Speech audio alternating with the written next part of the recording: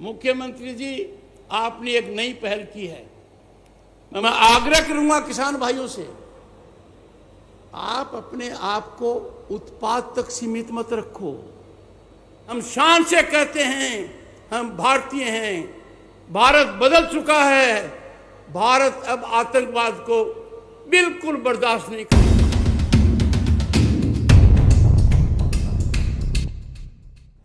मुख्यमंत्री मोहन यादव जी साधुवाद के पात्र हैं, दो वजह से, खासतौर आज के लिए। मेरे जीवन के ये पल मैंने देखने को मिले हैं आपके सौजन्य से, और वो भी कार्यक्रम कैसा? देश में पहला कार्यक्रम कृषि उद्योग समागम 2025। मैं मानकर चलता हूं देश का हर प्रांत इसका अनुकरण करेगा। किसान से कृषि का लगाव बहुत होना चाहिए, ये मैं बात कह चुका हूं। मुख्यमंत्री जी सांस्कृतिक रूप से भी कृषि से जुड़ाव रखते हैं। अब माखन चोर बनने की तो आवश्यकता नहीं है, क्योंकि आपने डेयरी उद्योग को बहुत बढ़ावा दे दिया है। 29 मई से 12 जून तक भारत सरकार का कृषि मंत्रालय भी एक आयोजन कर रहा है, कृषि वैज्ञानिक आपके गांव अभियान। क्योंकि किसान अन्नदाता है, हमारा भाग्य विधाता है। पर एक तरीके से मुख्यमंत्री जी, आपने एक नई पहल की है। मैं मानकर चलता हूं राष्ट्रीय स्तर पर इसको माना जाएगा। आज पूरा देश राष्ट्र भावना से ओतप्रोत है, राष्ट्र को समर्पित है, आतंकवाद के खिलाफ एकजुट है, और प्रधानमंत्री के नेतृत्व में पहलगाम का जवाब ऑपरेशन सिंदूर के माध्यम से लिया, उसका लोहा दुनिया ने माना है। विश्व के इतिहास में ऐसा पहले कभी नहीं हुआ कि देश का प्रधानमंत्री बिहार से विश्व को एक संदेश देता है, जिन्होंने सिंदूर मिटाया है उनको धरती पर रहने का अधिकार नहीं है। अंतर्राष्ट्रीय सीमा के अंदर घुसकर भावलपुर, मुरीद के जैसे मोहम्मद और लश्कर तैयबा के ठिकानों पर क्या सटीक बमबारी हुई, नष्ट कर दिया। कोई प्रमाण नहीं मान रहा है, कोई नहीं मांग रहा है। कारण, जब कॉफिन ले जाए जा रहे थे, उनकी फौज खड़ी थी, उनके नेता खड़े थे, आतंकवादी खड़े थे। भारत को प्रमाण की आवश्यकता नहीं। जिनको चोट लगी है उन्होंने ये प्रमाण विश्व के सामने दे दिया। भारत के प्रधानमंत्री का संकल्प एक लौह पुरुष की तरह है। अब हर व्यक्ति राष्ट्र भावना से, राष्ट्र हित से ओतप्रोत है। ये बहुत बड़ी उपलब्धि है, क्योंकि आज का भारत ये मानता है कि इस पराक्रम ने, हमारी सेनाओं के पराक्रम ने हर भारतीय का सर ऊंचा कर दिया है। हम शान से कहते हैं हम भारतीय हैं। भारत बदल चुका है। भारत अब आतंकवाद को बिल्कुल बर्दाश्त नहीं करेगा। जो 70 साल में नहीं हुआ, वो कठोर निर्णय भारत के प्रधानमंत्री ने लिया और पाकिस्तान का पानी बंद कर दिया और कहा खून और पानी एक साथ नहीं बहेगा। ये बहुत बड़ा संदेश दिया है। जिनका सिंदूर उजड़ा उनका लाज रखी है। आज का भारत साहसी है, आत्मविश्वासी है, और दुनिया को समझ में आ गया है। आज हमें संकल्प लेना चाहिए कि जो प्रधानमंत्री का आह्वान है, हम भारतीय हैं, भारतीयता सर्वोपरि है, राष्ट्र हित से ऊपर कोई हित नहीं हो सकता, और आज पूरा देश इससे ओतप्रोत है। पिछले दशक में भारत ने बड़ी आर्थिक उछाल लगाई, बड़ी जबरदस्त लगाई। हम बहुत कमजोर स्थिति में थे दुनिया में, पर एक बड़ी खुशखबरी है, आज भारत दुनिया की चौथी महाशक्ति अर्थव्यवस्था में बना है। हमने किनको पीछे छोड़ा? हमने फ्रांस को छोड़ दिया, इंग्लैंड को छोड़ दिया, जापान को छोड़ दिया। अब किसकी बारी है? जर्मनी की। और बहुत ही जल्दी भारत दुनिया की तीसरी बड़ी महाशक्ति बनने वाला है। आप पूरे देश में देख रहे हो कि ढांचा किस तरीके से बढ़ रहा है। आपके मुख्यमंत्री ने कहा पीड़ित को राहत देना, फिर यह नहीं देखना कि हेलीकॉप्टर काम में आएगी, हवाई जहाज काम में आएगी। सड़कों का जाल ये पूरे देश में फैला हुआ है। पर मेरा यह कहना है, और यह सही निर्णय है माननीय मुख्यमंत्री जी आपका, विकसित भारत का रास्ता किसान के खेत से जाता है। विकसित भारत का रास्ता गांव से निकलता है। विकसित भारत की कुंजी किसान के पास है, और उस किसान को आप सर्जन कर रहे हैं, वो संकल्पित हो रहा है, और अर्थव्यवस्था में बहुत बड़ा उछाल आएगा। पूरे देश में विकसित भारत के लिए एक महायज्ञ चल रहा है, जो हर किसी की आहुति मांगता है, पर सबसे निर्णायक आहुति किसान की है। और मैं मानकर चलता हूं कि मेरे किसान भाई पूरी तरह सजग हैं। ये लक्ष्य हम प्राप्त कर कर रहेंगे। मैं आग्रह करूंगा किसान भाइयों से, आप अपने आप को उत्पाद तक सीमित मत रखो।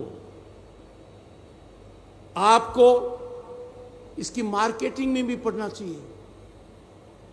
आपको इससे जुड़े कृषि उद्योगों से भी आगे बढ़ना चाहिए, तभी तो किसान की उन्नति होगी।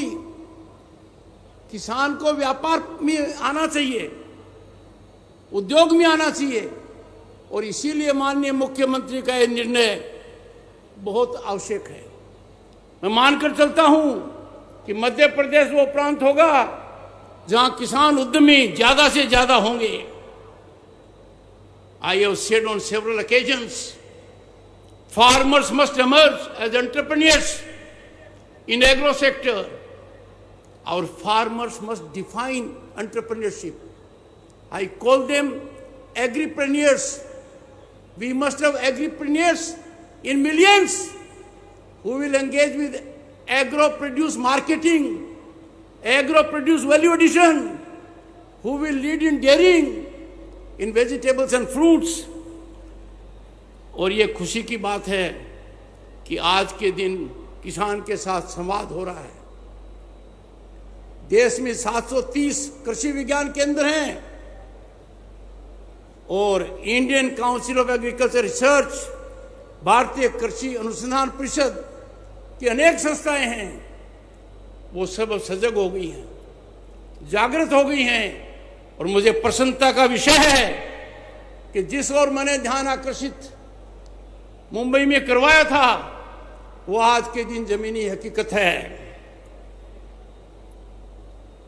किसानों का, सरकार का समर्थन बहुत ज्यादा है। किसान को हर तरीके से सरकार मदद कर रही है। पीएम किसान निधि सम्मान सीधा किसान के खाते में जाता है, पर अब आवश्यकता है कि बाकी सहायता जो किसान को मिल रही है वो सीधी किसान के खाते में जाए, क्योंकि इससे किसान को बहुत बड़ा फायदा होगा।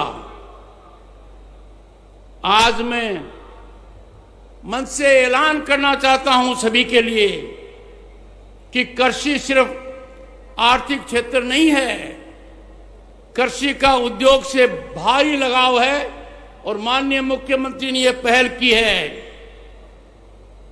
हमारी आधी आबादी कृषि पर आधारित है। इसको देखकर मुझे बड़ा अच्छा लगा कि मैंने आज कृषि उद्योग समागम का उद्घाटन किया। मैं किसान भाइयों को सलाम करूंगा। आप अनाज ही नहीं उगाते, आप राष्ट्र की भूख मिटाते हैं, आप राष्ट्र को आत्मनिर्भर करने में सबसे बड़ी भूमिका निभाते हैं। अब देखिए, प्रधानमंत्री नरेंद्र मोदी ने एक पहल की, पीएम किसान निधि। अब तक 3,46,00,000 करोड़ रुपए 10 करोड़ किसानों के खाते में आ गए हैं। हर साल 3 बार ये रकम आती है। पर मुझे ये कहना है कि किसान की आमदनी में उत्थान आएगा जब हर सहायता किसान को सीधी मिलेगी। अमेरिका वो देश है जहां किसान परिवार की आय सामान्य परिवार की आय से ज्यादा है। इसका एक आधार है कि किसान को सीधी सरकारी सहायता मिलती है।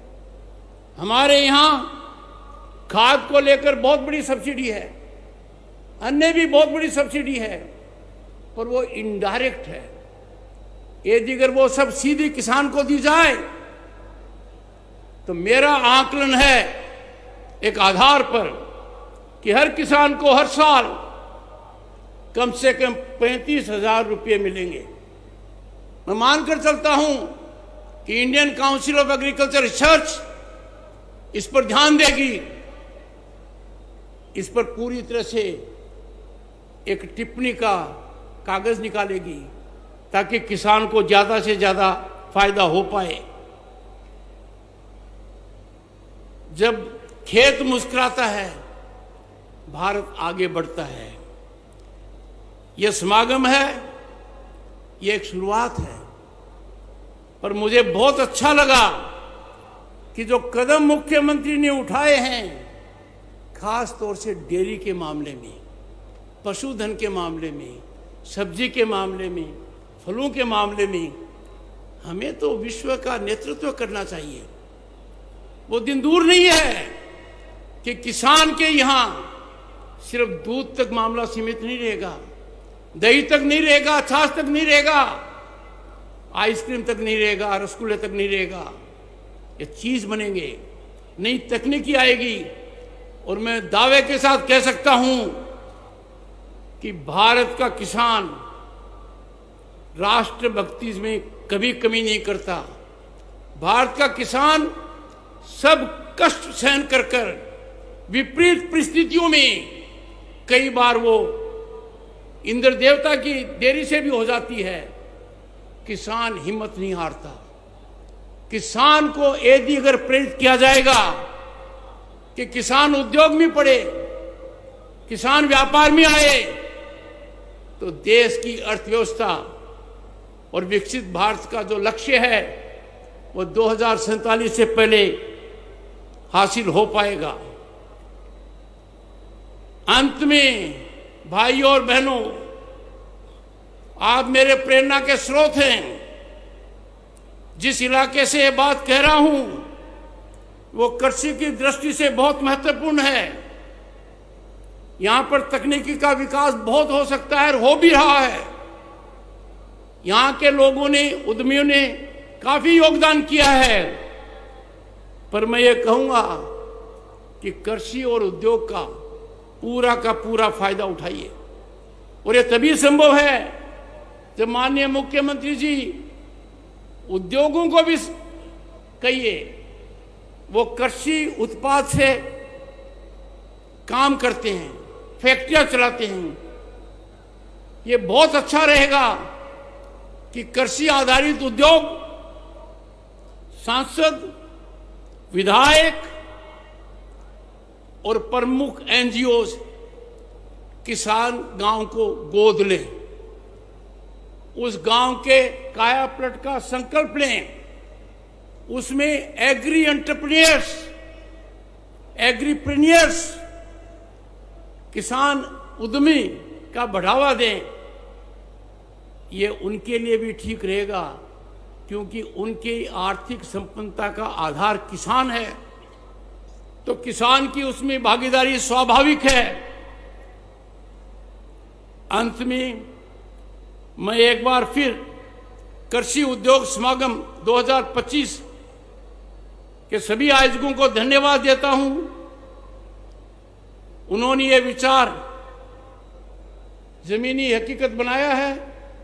राष्ट्र की अर्थव्यवस्था में इसका बहुत असर होगा।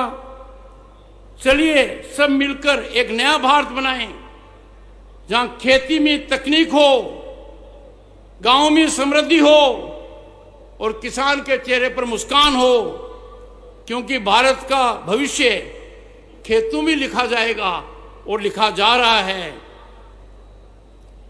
जय किसान, जय किसान, जय किसान।